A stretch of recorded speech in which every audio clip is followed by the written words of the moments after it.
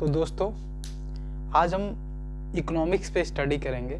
Economics, what is the definition of economics, economics क्या है उसके विषय में बेसिक नॉलेज आज हम एकत्र करेंगे। क्योंकि इकोनॉमिक्स पढ़ने से पहले एक चीज़ आपको जानना बहुत ज़्यादा ज़रूरी है। जो भी सब्जेक्ट आप पढ़ने जा रहे हैं उसके विषय में आपको जानना बहुत ही ज़्यादा आवश्यक है। क्योंकि जब तक आप उसके विषय में नहीं जानेंगे तो आप उसे अच्छे से समझना आपके लिए बहुत ही मुश्किल हो जाएगा। तो मैं आपको इकोनॉमिक्स बताता हूँ कि इकोनॉमिक्स है क्या। एक्चुअल में इकोनॉमिक्स क्या है। तो इकोनॉमिक्स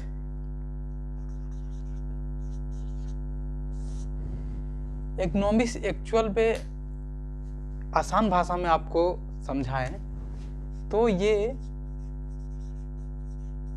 अर्थशास्त्र,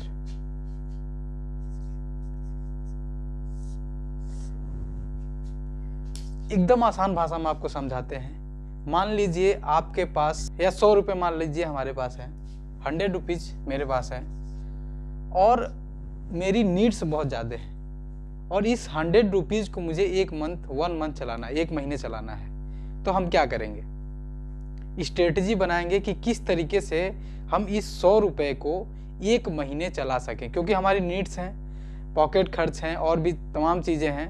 मैं 100 रुपये का एग्जाम्पल लेता हूँ। तो किस तरीके से हमें इस 100 रुपये को पूरे मंथ चलाना है, वो जो स्ट्रेटजी हम बनाएंगे उसी को हम इकोनॉमिक्स कहते हैं। ठीक है। तो मान लीजिए इसको तमाम हमारी चीज़ें होंगी जिनको पूर्ति होगी, हमारी ज़रूरतें होंगी जिनकी पूर्ति हमें 100 रुपये में ही करना है। जैसे तमाम ऐसी चीज़ें जैसे पॉकेट खर्च या और भी चीज़ें, इसमें तमाम चीज़ें हैं जिन्हें हमें कुल मिला के 1 मंथ चलाना है। तो इसके लिए हमें कोई स्ट्रेटजी बनाना पड़ेगा। ठीक है। तो कुल मिलाकर डिमांड हमें ज़्यादा है लेकिन हमारे पास अर्थ कम है, इनकम कम है, पैसे हमारे पास कम है। तो बेसिकली हम आपको बता दें कि भारत में वांट्स ज़्यादा हैं, लोगों की ज़रूरतें ज़्यादा हैं लेकिन सप्लाई कम है। तो इकोनॉमिक्स कुल मिलाकर 2 चीज़ों पर ही निर्भर करता है, demand and supply. Demand and supply 2 बातों पर ही निर्भर करता है, डिमांड और सप्लाई। ठीक है। तो डिमांड और सप्लाई, भारत में क्या है कि डिमांड ज़्यादा है और हमारे पास सोर्स कम है, साधन कम है लेकिन डिमांड ज़्यादा है।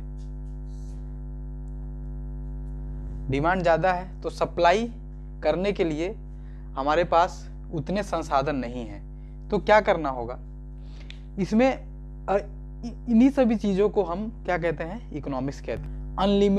अनलिमिटेड हमारे पास वांट्स हैं लेकिन सप्लाई कम है। ठीक है। तो इसी के साथ ये तो हो गया इकोनॉमिक्स। तो सबसे पहले इसको किसने समझाया था, तो सबसे पहले इन सभी बातों को जिन्होंने समझाया था उनका नाम है एडम स्मिथ। एडम स्मिथ ने इन सभी बातों को सबसे पहले समझाया था। सबसे पहले एक बुक उन्होंने लिखी थी जिसका नाम है wealth of nation.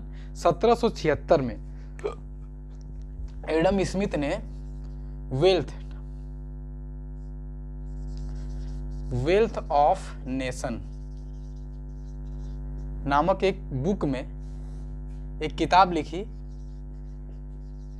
Wealth of nation, जिसमें इन्होंने समझाया, 1776 में इन्होंने ये बुक लिखी थी, जिसमें इन्होंने समझाया कि हम किस तरीके से अपने इनकम को किस तरीके से इन्वेस्ट करें कि हमारी ज़रूरतें पूरी हो सके। जैसे जितनी आपकी चाहत होती है उतना आपके पास इनकम नहीं होता है, क्योंकि कहा जाता है जितना इनकम बढ़ता है चाहते और ही ज़्यादा बढ़ती जाती हैं। तो उसको मैनेज करने के लिए, मैनेजमेंट के लिए उन्होंने एक स्ट्रेटजी बनाया उस स्ट्रेटजी को ही इकोनॉमिक्स, उससे पहले भी इकोनॉमिक्स था, लेकिन उसे सुचारू तरीके से, आसान भाषा में, आसान तरीके से हमें समझाया एडम स्मिथ ने। इसीलिए Adam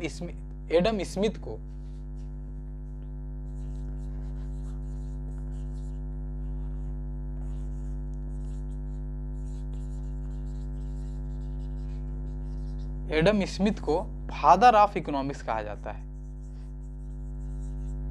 father of economics.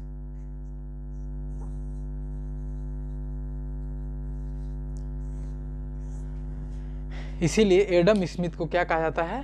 Father of economics, क्योंकि इन्होंने ही इकोनॉमिक्स को सबसे आसान भाषा में हमें समझाया था। तो हम इसी के साथ हम आपको इसको और आसान बनाने का तरीका बताते हैं कि और आसान इसे कैसे बनाया जा सके। तो इसे और आसान इन लोगों ने किस तरीके से बनाया, और भी अर्थशास्त्रियों ने इकोनॉमिक्स को 2 पार्ट्स में डिवाइड कर दिया। इकोनॉमिक्स को 2 पार्ट में डिवाइड कर दिया। एक माइक्रो इकोनॉमिक्स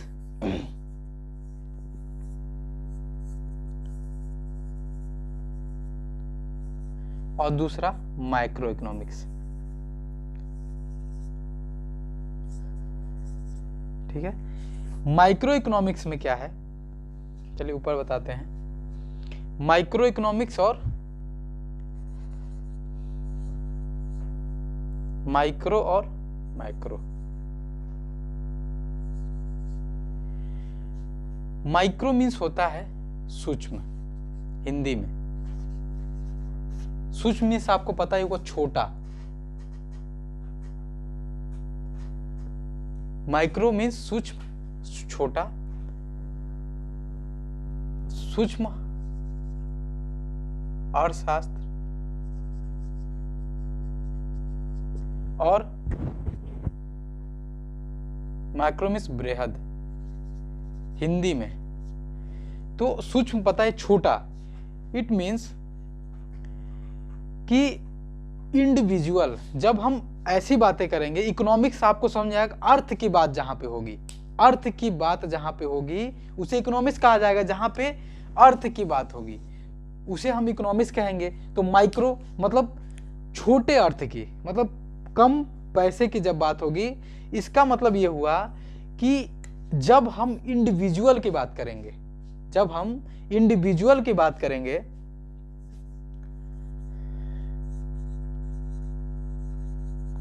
जब हम इंडिविजुअल की बात करेंगे तो उसे माइक्रो इकोनॉमिक्स में वो करेंगे, माइक्रो इकोनॉमिक्स में पढ़ेंगे और लिखेंगे। और मैक्रो इकोनॉमिक्स में जब हम आल की बात करेंगे, सभी की, ठीक है, होल की जब बात करेंगे तो वो मैक्रो इकोनॉमिक्स में, जैसे एग्जांपल के तहत कि जब पर कैपिटा इनकम को जब मापा जाता है तो वो माइक्रो इकोनॉमिक्स में आता है, क्योंकि पर कैपिटा प्रत्येक व्यक्ति के इनकम को जब मापा जाएगा तो माइक्रो इकोनॉमिक्स में आएगा। जैसे अगर जो एक पूरा परिवार है, पूरे परिवार का खर्च मैं इसी पे लेता हूं, ये मान लीजिए 100 रुपया एक परिवार का खर्च है, फैमिली का, ठीक है। तो पूरे फैमिली का एक मंथ का खर्च 100 रुपया है, तो ये किस में आएगा?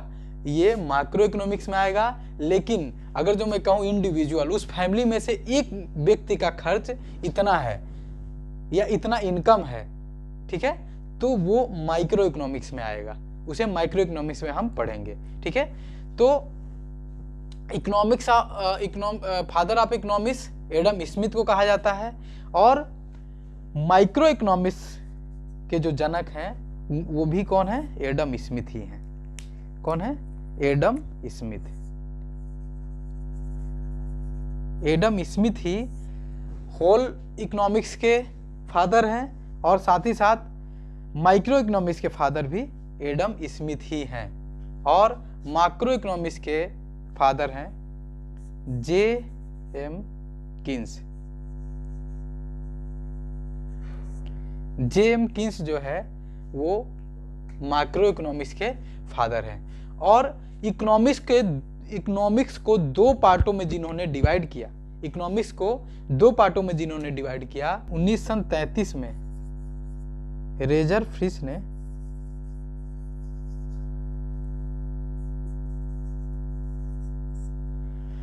इकोनॉमिक्स को दो पार्टों में बांटा, माइक्रो और मैक्रो इकोनॉमिक्स में। और माइक्रो इकोनॉमिक्स को स्टडी किया, माइक्रो इकोनॉमिक्स को हमें बताया एडम स्मिथ ने। पूरे इकोनॉमिक्स के फादर भी एडम स्मिथ ही और माइक्रो इकोनॉमिक्स के फादर भी एडम स्मिथ ही थे। और माइक्रो इकोनॉमिक्स के father J.M. Keynes micro economics के फादर थे। और मैं आपको ये भी बताते चलूं कि माइक्रो इकोनॉमिक्स इंडिविजुअल, देखिए सबसे पहले हमें क्या समझ में आया कि इकोनॉमिक्स डिमांड और सप्लाई, डिमांड और सप्लाई, डिमांड और सप्लाई को बताता है। ठीक है, तो डिमांड और सप्लाई को ही हम माइक्रो में और मैक्रो में रखेंगे, डिमांड और सप्लाई को ही, क्योंकि इकोनॉमिक्स क्या है, बेसिकली कुछ नहीं है। इकोनॉमिक्स क्या है, डिमांड और सप्लाई को ही हम इकोनॉमिक्स कहते हैं। डिमांड जरूरत, सप्लाई कितना आप सप्लाई कर पा रहे हो, किस तरीके से सप्लाई कर, कैसे मैनेजमेंट करके उसकी सप्लाई कर रहे हो, वही इकोनॉमिक्स है। तो माइक्रो इकोनॉमिक्स का मतलब क्या हुआ कि माइक्रो छोटा, लघु मतलब सूक्ष्म इकोनॉमिक्स अर्थशास्त्र, मतलब क्या हुआ कि इंडिविजुअल डिमांड और individual supply, individual demand individual demand और इंडिविजुअल सप्लाई को हम माइक्रो इकोनॉमिक्स कहते हैं। और मैक्रो इकोनॉमिक्स में ऑल डिमांड मतलब पूरे की इंडिविजुअल डिमांड मतलब एक व्यक्ति की जरूरत और एक व्यक्ति की सप्लाई को, मतलब एक व्यक्ति की कितनी जरूरत है और उसको कितना पूरा करना है, इसे हम माइक्रो इकोनॉमिक्स में लिखेंगे। और पूरे व्यक्ति को, जैसे अगर जो हम देश की बात करते हैं तो मैक्रो इकोनॉमिक्स में पढ़ते हैं, लेकिन उस देश के अगर जो देश है तो वो पूरा देश होल में हो गया, लेकिन उसी में देश का एक कंट्री का पार्ट क्या हो गया, स्टेट हो गए। तो स्टेट की जब उस जगह पे स्टेट की जब हम बात करेंगे तो वो आ जाएगा माइक्रो इकोनॉमिक्स में, लेकिन ये स्टेट जो है वो आएगा मैक्रो इकोनॉमिक्स में, ऑल डिमांड और ऑल सप्लाई। ठीक है, ठीक है, इतना समझ में आ गया। तो हम लोगों ने पढ़ा इकोनॉमिक्स क्या है, डिमांड और सप्लाई को इकोनॉमिक्स कहते हैं, उसको मैंने आसान भाषा में आपको समझा दिया। और इकोनॉमिक्स के कौन कौन से पार्ट्स होते हैं, who is the father of economics, तो एडम स्मिथ ने इकोनॉमिक्स को आसान भाषा में सबको समझाया। वो कौन सा बुक था, wealth of nation, wealth of nation book में उन्होंने इन सभी बातों को आसान तरीके से हमें समझाया, रिप्रेजेंट किया। और उसको दो पार्टों में सन 1933 में रेजर फ्रेश ने बांटा था इकोनॉमिक्स को आसान बनाने के लिए, और आसान बनाने के लिए दो पार्ट्स में डिवाइड किया था 1933 में रेजर फ्रेश ने। और उन दो पार्टों में माइक्रो और मैक्रो इकोनॉमिक्स था, जिसमें माइक्रो इकोनॉमिक्स को स्टडी किया, माइक्रो इकोनॉमिक्स को समझाया किसने, एडम स्मिथ ने। और माइक्रो इकोनॉमिक्स को समझाया J.M. कीन्स ने। ठीक है, अब आगे हम बढ़ते हैं, जिसमें हम आपको सबसे पहला टॉपिक, ये तो इकोनॉमिक्स की बात होगी, सबसे पहला टॉपिक जो बहुत ही आवश्यक है हर एक एग्जाम के लिए। देखिए, इकोनॉमिक्स पढ़ने के लिए सबसे पहले आवश्यक आपको ये है कि बेसिक नॉलेज अगर जो आपको नहीं है तो इकोनॉमिक्स आपको समझ में नहीं आएगा। इसलिए किसी भी कंपटीशन की आप तैयारी कर रहे हो तो बेसिक नॉलेज बहुत ही ज़्यादा ज़रूरी है। इकोनॉमिक्स बेसिकली इकोनॉमिक्स एक ऐसा सब्जेक्ट है जिसमें अगर जो आपको बेसिक नॉलेज नहीं है उस विषय के बारे में, तो आप आगे कंटेंट को अच्छे से नहीं समझ पाएंगे।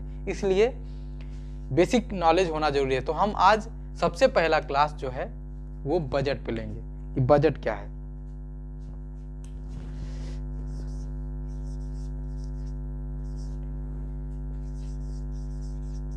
बजट, ठीक है, बजट आप लोगों ने बहुत सुना होगा। बजट हर साल गवर्नमेंट जो है बजट पास करती है, कहते हैं बजट इतने करोड़ गवर्नमेंट ने पास किया है, इतने पेश किया है। तो बजट क्या है, आपने देखा होगा कि बजट जो है हमेशा एक लेदर बैग में ही पेश किया जाता है, एक लेदर बैग में ही ले जाया जाता है। ऐसा क्यों, आपने कभी सोचा है कि बजट को हमेशा लेदर बैग में ही क्यों ले जाया जाता है? ऐसा नहीं है, क्योंकि काफ़ी लोग ये सोच रहे होंगे कि बरसात से बचने के लिए लेदर बैग का प्रयोग किया जाता है, तो वो तो पॉलीथीन भी यूज कर सकते हैं, लेकिन नहीं। बजट को हमेशा लेदर बैग में इसलिए पेश किया जाता है क्योंकि फ्रेंच का एक शब्द है बगट।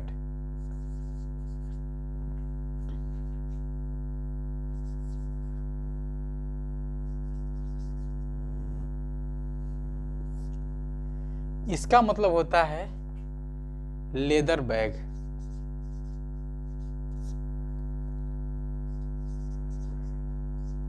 ये बजट शब्द जो है फ्रेंच के बगट शब्द से ही लिया गया है। ठीक है, ये बेसिकली काफी लोगों को नहीं पता होगा, इसलिए मैंने बता दिया कि बजट जो है ये फ्रेंच के बगट शब्द से लिया गया है, जिसका मतलब होता है लेदर का बैग। ठीक है, ये सबके लिए नॉलेजेबल है, सबको ये बातें जाननी चाहिए कि क्यों बजट ही कहा जाता है। आपको और भी एक बात बता दें कि भारतीय संविधान में बजट नाम के शब्द का कोई डिफिनीशन नहीं है। बजट शब्द को कहीं डिफाइन नहीं किया गया है। हमारे संविधान में आर्टिकल 112 में, आर्टिकल 112 में बजट शब्द को तो नहीं, लेकिन जहां जहां बजट शब्द का प्रयोग किया गया है, आर्टिकल 112 में जहां जहां बजट शब्द का प्रयोग किया गया है वहां वहां यह बात कहा गया है वार्षिक वित्तीय विवरण। वार्षिक वित्तीय विवरण, इट मीन्स वार्षिक वित्तीय विवरण का आर्टिकल 112 में प्रयोग किया गया है। मतलब जहां जहां बजट होगा वहां वहां वार्षिक वित्तीय विवरण का प्रयोग किया गया है। तो आगे बढ़ते हैं हम। ये तो रहा बजट का डिफिनीशन कि बजट क्या है। अब आगे हम इसमें पढ़ते हैं।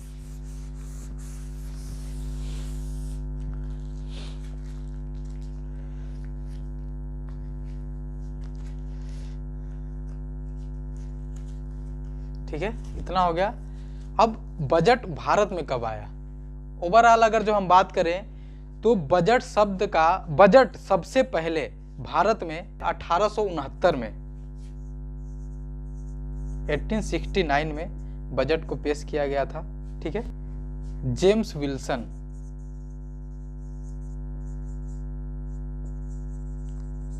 जिसको सबसे पहले पेश किया था किसने? जेम्स विल्सन ने 1869 में। 1869 में सबसे पहले बजट को भारत में किसने पेश किया था? जेम्स विल्सन ने। लेकिन आजादी के बाद 26 नवंबर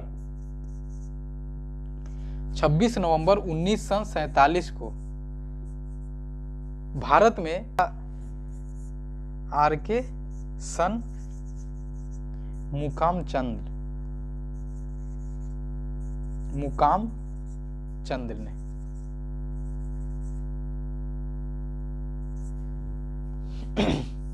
आर.के. सन मुकाम चंद्र ने 1947 में आज़ादी के बाद सबसे पहला बजट पेश किया था। ठीक है, तो ये तो रही ओरली बात की बजट कब आया भारत में। ठीक है, अब हम आगे बढ़ते हैं तो बजट होता क्या है। बजट का भारत में बजट कब पेश हुआ था तो वो आपको पता है, और साथ ही साथ आगे आज़ादी के बाद 26 नवंबर 1947 को बजट पेश किया गया था। तो ये सब नॉलेज होना चाहिए। ठीक है, फैक्ट नॉलेज। अब साथ ही साथ अब हम आपको बताते हैं कि बजट बेसिकली बजट को दो पार्ट्स में डिवाइड किया गया, एक्सपेंडिचर, इनकम और एक्सपेंडिचर। इनकम मीन्स आय,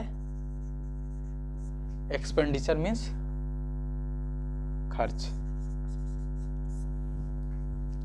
इनकम और एक्सपेंडिचर में बजट को हम डिवाइड कर लेते हैं। बजट बेसिकली क्या होता है? देखिए, बजट हमेशा आने वाले वित्तीय वर्ष के लिए ही पास किया जाता है। बजट को हमेशा आने वाले वित्तीय वर्ष के लिए ही पास किया जाता है। ये मत समझिए कि आप ये सोचते हैं कि बजट पास हो गया लेकिन ये काम नहीं हुआ। आने वाला जो वित्तीय वर्ष होता है उसमें कितना डिमांड होगा, कितनी सप्लाई होगी, उसी के मैनेजमेंट को ही हम बजट कहते हैं। आसान भाषा में अगर जो कहें तो आने वाले वित्तीय वर्ष के इनकम, डिमांड और सप्लाई, आने वाले वित्तीय वर्ष के डिमांड और सप्लाई के मैनेजमेंट को ही हम बजट कहते हैं। गवर्नमेंट क्या करती है, अब बजट पारित करती है और अगले आने वाले साल के लिए वो पास करती है कि कितना डिमांड होने वाला है और कितना हम सप्लाई करेंगे, ठीक है। उसके बाद टैक्स कलेक्ट करती है और उसी के हिसाब से जहां जहां उसे काम करना होता है उसमें वो सप्लाई कर देती है, ठीक है। डिमांड रहता है पहले से कि इन जगहों पे जरूरत है हमें, तो उस हिसाब से गवर्नमेंट अपना बजट बनाती है कि रेलवे में हमें इतना खर्च करना है, एजुकेशन में हमें इतना खर्च करना है, क्या कहते हैं, डिफेंस में हमें इतना खर्च करना है। तो इन सभी चीज़ों का बजट वो पास कर लेती कि पूरा मिला के हमारा खर्चा कितना होने वाला है। मान लीजिए मेरे परिवार का मैंने बना लिया कि आने वाले साल का मेरे परिवार का खर्च बढ़ने वाला है और भी सदस्य घर में शायद आने वाले हैं जिसकी वजह से खर्च बढ़ने वाला, तो हम पहले ही अनुमान लगा लेते हैं कि हमारा आने वाला जो साल है उसमें हमारे घर का खर्च पहले 100 रुपये होता था तो आने वाले समय में 1000 होने वाला है, ठीक है। तो जो 1000 हमने आज ही अपने परिवार वालों से, सदस्यों से बता दिया, ठीक है। परिवार को एक देश के रूप में आप देखिए, ठीक है। एक फैमिली है, उस फैमिली को हम देश के रूप में देखते हैं, एक कंट्री के रूप में। तो एक परिवार में आने वाले समय में 1000 का खर्च होने वाला है, तो मैंने परिवार का मुखिया क्या करता है कि पूरे परिवार को बता देता है कि 1000 रुपये आने वाले मंथ में खर्च होना है, ठीक है। तो अब हमें क्या करना है कि 1000 रुपये हमें कमाना होगा, क्योंकि सभी के परिवार के जो भी मेंबर्स होंगे उनके खर्च को जोड़ के हमने 1000 बना दिया। तो अब इसको कमाना पड़ेगा 1000 रुपये को, तभी तो सबकी डिमांड को हम पूरा कर सकेंगे। तो इसी को हम बजट कहते हैं, इसी 1000 रुपये को हम क्या कहते हैं, बजट कहते हैं, ठीक है।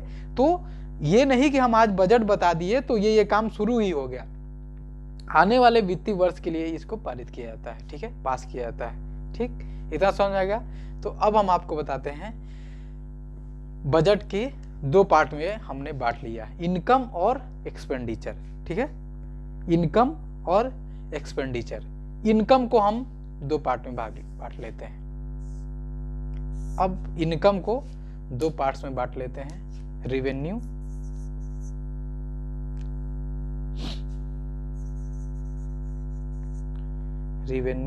इनकम,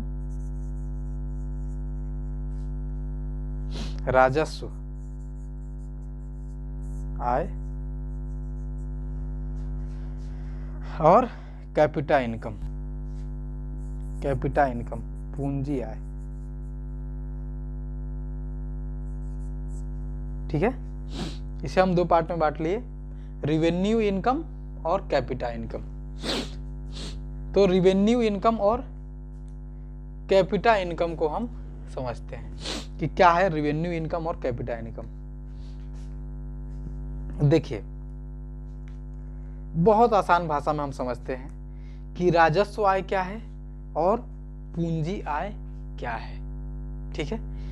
देखिए पूंजी आय उस आय को कहते हैं जिसमें, पूंजी आय उस आय को कहते हैं जिसमें सरकार के ऊपर कर्ज बढ़े, ठीक है।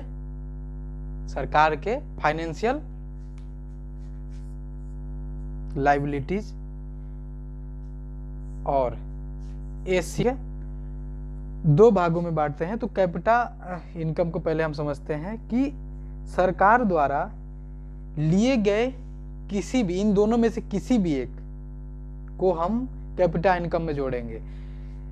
किसी भी कर्ज को, जैसे मान लीजिए ये राम है, राम से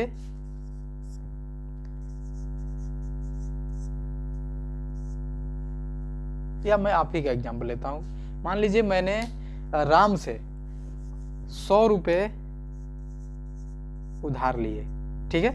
मैंने राम से 100 रुपये उधार लिए, तो 100 रुपये हमने उससे उधार लिए, तो हमारे ऊपर क्या हुआ, 100 रुपये का कर्ज बोझ हमारे ऊपर आया, 100 रुपये का कर्ज आया। फाइनेंशियल क्या बढ़ा, लायबिलिटीज बढ़ा, फाइनेंशियल लायबिलिटीज बढ़ा। तो ये किस में लिखा जाएगा, ये कैपिटा इनकम में लिखा जाएगा। इसी तरीके से एसिड क्या होता है, एसिड हमारे पास जो संपत्ति होती है, मतलब सरकार के पास जो संपत्ति होती है उसका खर्च होना कैपिटल इनकम में लिखा जाएगा। जैसे मान लीजिए इसी राम से मैंने 100 रुपये लिए, लेकिन उसके बदले में मैंने इसे अपना फोन दिया। 100 रुपये तो मैंने उससे लिए, लेकिन उसके बदले में हमने उसे क्या दिया, अपना फोन दिया। तो फोन क्या हुआ, हमारा एसिड हुआ। ठीक है, एसिड हुआ, फोन हमारा क्या हुआ, एसिड हुआ। तो हमने अपने सामान को उसे देकर तब उससे पैसे लिया है, तो ये भी कैपिटल इनकम में ही जोड़ा जाएगा, लिखा जाएगा। ठीक है, और इसी तरीके से अब रिवेन्यू इनकम क्या होता है, रिवेन्यू इनकम उस इनकम को कहते हैं जिसमें इन दोनों में से किसी में ना घट नहीं रहा हो। ठीक है, जैसे मैं ये नहीं कह रहा हूं कि कर्ज नहीं ले रहे हो तब भी वो रिवेन्यू इनकम में आएगा। जैसे इस राम से मैंने 100 रुपये लिए, ध्यान से सुनिएगा, बहुत ही ध्यान से, क्योंकि इकोनॉमिक्स जो है ये रट के तो कभी समझ ही नहीं पाएंगे आप, रट के कभी याद नहीं कर सकते। आपको ध्यान देने की आवश्यकता, समझने की आवश्यकता है। राम से हमने 100 रुपये लिए, लेकिन कब लिया, मैंने उसके यहाँ कोई सर्विस दी।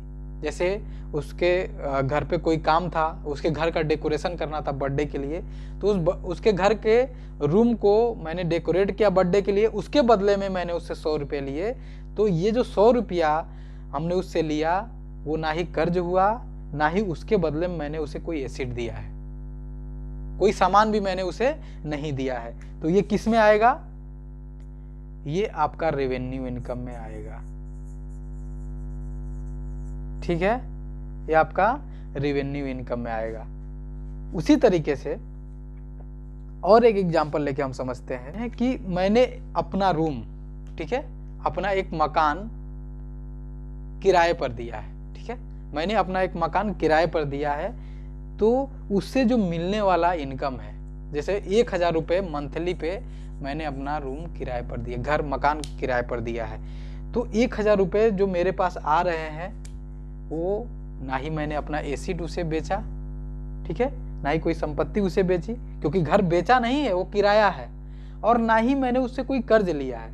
मेरा संपत्ति वैसे सुरक्षित है, संपत्ति के बदले मुझे क्या मिल रहा है, इनकम मिल रहा है। तो ये इनकम कौन सा इनकम होगा, रेवेन्यू इनकम होगा। ठीक है, इसी तरीके से, लेकिन अब आपको इसी बीच एक और भी बात कि जैसे ये 100 रुपया हमने उससे उधार लिया, ठीक, तो इस 100 रुपये को जब हम देंगे, ठीक है, जब इस 100 रुपये को, जैसे राम से मैंने 100 रुपया लिया तो इसे चुकाना भी तो पड़ेगा। जब इस 100 रुपये को हम चुकाते हैं, मतलब उसे देते हैं, वापस करते हैं, तो क्या होता है ये बताइए, हमारे पास 100 रुपये बढ़ रहा है क्या, हमारे जेब से 100 रुपया उसके जेब में जा रहा है। क्या हो रहा है, जा रहा है, इट मीन्स खर्च हो रहा है। तो ये एक्सपेंडिचर में आएगा, खर्च में आएगा। बात समझ में आई? अभी एक्सपेंडिचर को अगले क्लास में हम डिस्कस करेंगे, लेकिन अभी हम रेवेन्यू और कैपिटल इनकम को पढ़ते हैं। ठीक है, ये समझ में आ गई। अब इसमें भी जैसे टैक्स हो गया, टैक्सेस जितने होते हैं, टैक्स क्या होता है, रोड टैक्स हो गया, ठीक है, इनकम टैक्स हो गया, ये जितने टैक्सेस हैं ये किस में आते हैं, रिवेन्यू इनकम में आते हैं। ठीक है, तो इसको हम 2 पार्ट में डिवाइड कर लेते हैं, इसको भी हम रिवेन्यू इनकम को भी हम 2 पार्ट में डिवाइड कर लेते हैं। ओके, दो पार्ट्स कौन कौन से, टैक्स और नॉन टैक्स, टैक्स और नॉन टैक्स। अब ये मत समझिए कि नॉन टैक्स जिसमें टैक्स ना देना हो, टैक्स को कर कहते हैं हिंदी में, और नॉन टैक्स को गैर कर। ठीक है, अब टैक्स को भी हम 2 पार्ट में डिवाइड कर लेते हैं। अब देखिए, टैक्स को भी और आसान बनाने के लिए दो पार्ट्स में डिवाइड कर लेते हैं, डायरेक्ट टैक्स और इनडायरेक्ट टैक्स।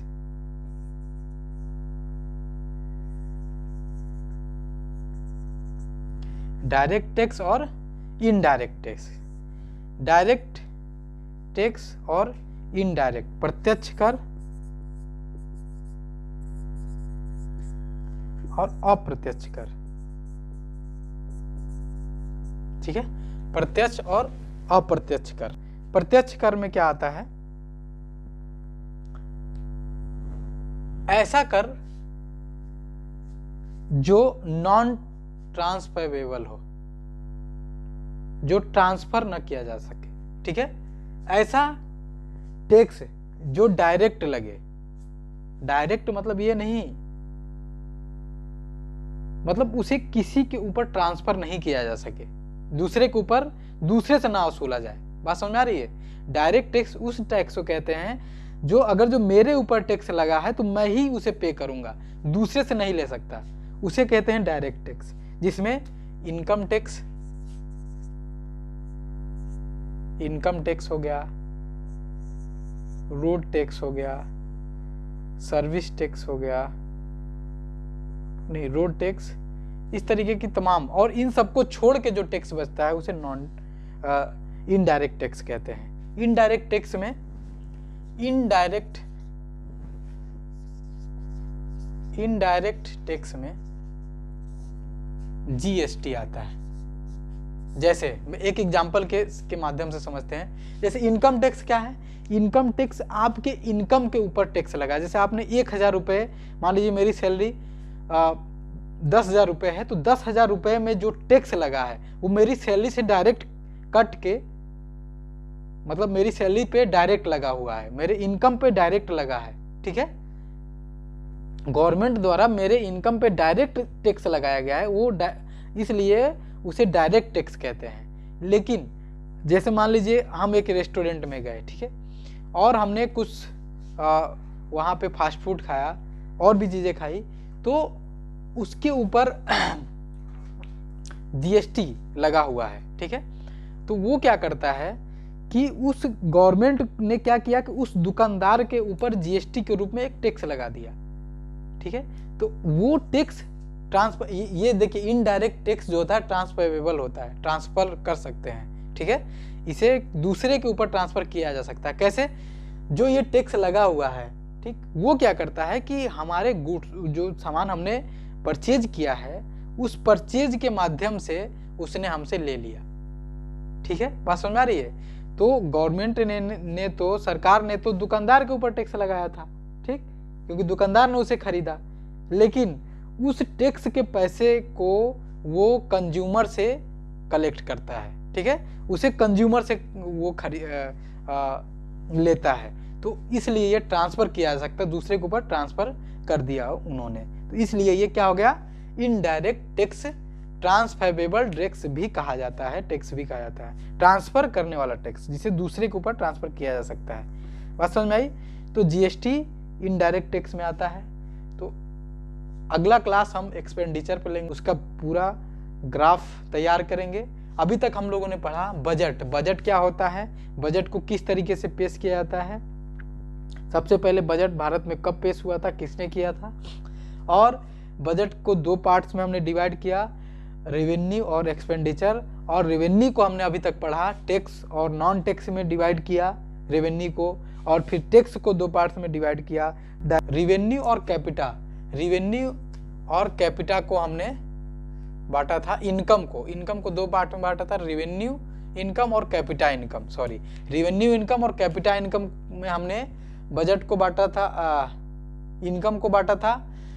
तो रेवेन्यू इनकम उस इनकम को कहा जाता था जो बिना एसेट को खर्च किए, बिना कर्ज लिए जो इनकम होता है उसे रेवेन्यू इनकम, और जो कर्ज लिया जाए गवर्नमेंट द्वारा और साथ ही जो एसेट को बेच के जो पैसे कलेक्ट किया जाए, तो उस पैसे को हम किस पैसे में जोड़ते हैं, उस इनकम को हम किस इनकम में, कैपिटा इनकम में जोड़ते हैं। राजस्व इनकम में उस इनकम को जोड़ते हैं जो बिना एसेट को खर्च किए और बिना कर्ज लिए जो पैसा कलेक्ट होता है, जो इनकम कलेक्ट होता है, उसे रेवेन्यू इनकम कहते हैं।